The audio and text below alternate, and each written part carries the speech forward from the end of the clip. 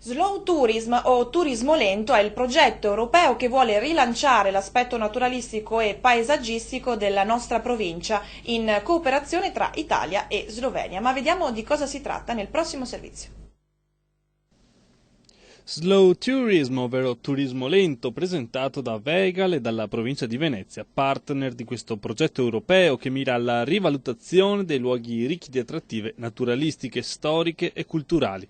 Non solo Venezia e centro storico dunque, ma anche i luoghi dell'entroterra, un bacino potenziale nell'Alto Adriatico che unisce quindi i territori veneti e sloveni.